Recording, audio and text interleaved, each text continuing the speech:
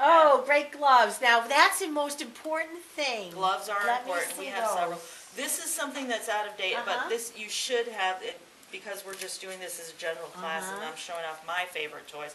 But what I recommend, something that fits you well, because especially if you're working in machinery, having something loose, not a good idea. Your clothing, your gloves, even I recommend if you've got really bobbly earrings on.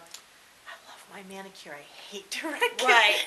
But when you're working around machines, that excess stuff can get grabbed and things. So it's really good to have a good fitting pair of gloves. I do have a good fit. Yes, I do. I keep, you know what I do? You know where I keep them?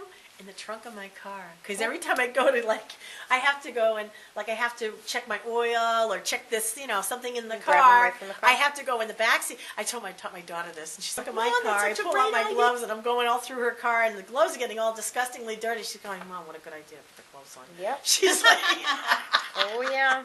you know, and they're all they are the rubber palmed garden gloves. That's what I use. I mean, you know, but so I would like to have. I have a pair that are These similar are to what that. they're a combination. They're exactly the same thing. They have mesh on the top. Yeah. But the hands, the palms are rubber. Right. And that's something. And then this is leather, so this really helps you grip. Yeah. So leather The gloves kid are good. gloves. I love them. Yeah, I almost like Sharpening the pencil. Just Okay. This is. It's good to have one that's fairly heavy. I've tried the plastic ones. This is my favorite just because it has the rubber grip.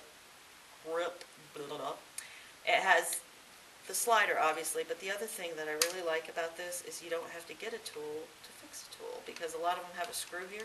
Yeah, and you need to get a screwdriver out in order to change the blade. Yeah, we didn't quite agree with that philosophy. You still have the extra storage, but these are finger screws. And it's simply because if you don't have a screwdriver around, but you may just then you got to get up and run to get this, that, and the other, and it's just silly. So when you're going to use it, how does that?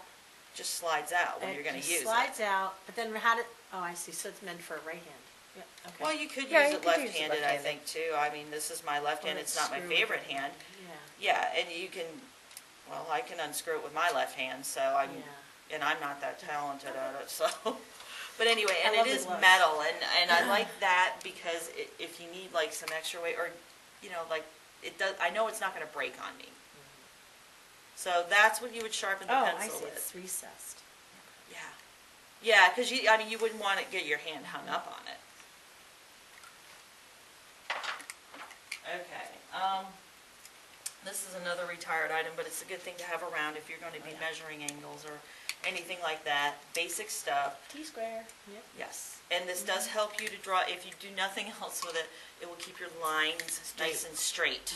And that's when you want the carpenter's pencil to go up against it, because you don't want like extra mark-offs. I don't care if you're doing crafts, lumber, whatever it is you're doing, you still want your lines to be pretty much true to your measurements. So there you go. If you don't.